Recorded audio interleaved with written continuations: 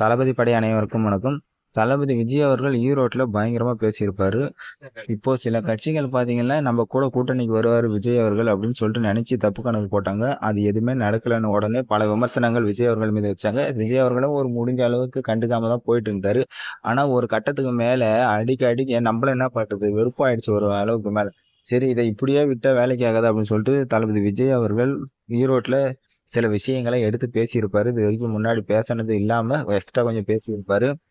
அது செங்கோட்டையன் அவர்கள் சொன்னதாலயா இல்லை விமர்சனங்கள் தொடர்ந்து வச்சுட்டே இருக்கிறதால இது ஒரு முடிவு காட்டணும் அப்படின்னு சொல்லிட்டா என்னன்னு தெரியல. கண்டிப்பாக ஒரு சூப்பராக பேசினார். எனக்குமே ரொம்ப பிடிச்சிருந்துச்சு அவர் பேச்சு. அதனால் இன்னும் கதறல் சத்தம் அதிகமாகும்னு தெரியும். ஆனால் இந்த அளவுக்கு கதறுவானுங்கன்னு தெரியல. அதையே ஒரு வேலையாக வச்சுட்டு கதறிட்டு இருக்கானுங்க. பல கட்சிகள் பல விமர்சனங்கள் வச்சுட்டு தான் இருக்கு.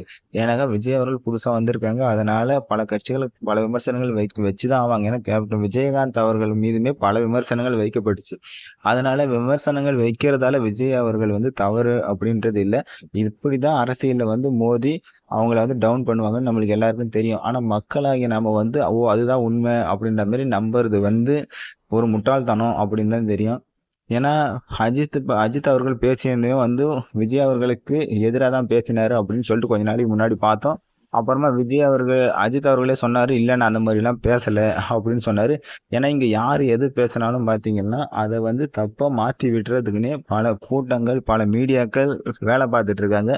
அதுவும் அரசியல்னால் சொல்லவா வேணும். பல மீடியாக்கள் இறங்கி வேலை பார்ப்பாங்க, பல ஆட்கள் இறங்கி வேலை பார்ப்பாங்க, மக்களை மைண்டை மாற்றுவாங்க. இன்னும் நிறைய நடந்துட்டு தான் இருக்கும்.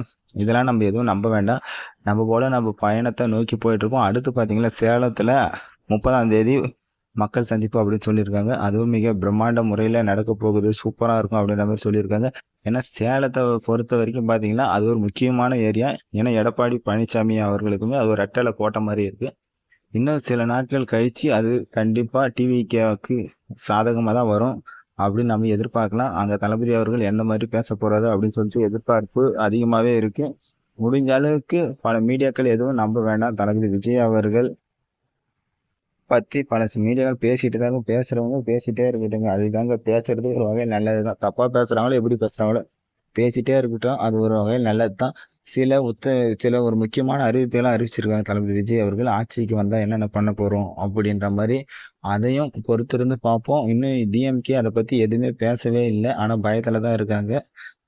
என்னென்ன பண்ணுவாங்கன்னு சொல்லிட்டு ஒரு லிஸ்ட்டு போட்டிருப்பாங்கன்னு நினைக்கிறேன். அதை நம்ம வெளியிடும் போது தான் தெரியும். பயங்கரமான மோதல் இருக்கும் போது அதையும் நம்ம பொறுத்திருந்து பார்க்கலாம். ஆனால் சீமான் அவர்களை பற்றி நம்ம பேசி தான் ஆகணும். அரசியல்னு அவரை பற்றி கண்டிப்பாக நம்ம பேசி தான் ஆகணும். அவர் ஒரு நல்ல மனிதர் கூட. ஆனால் இப்போ பண்ணுறது எதுவும் சரியில்லை. நம்ம சேனலுக்கும் சப்போர்ட் பண்ணுங்க.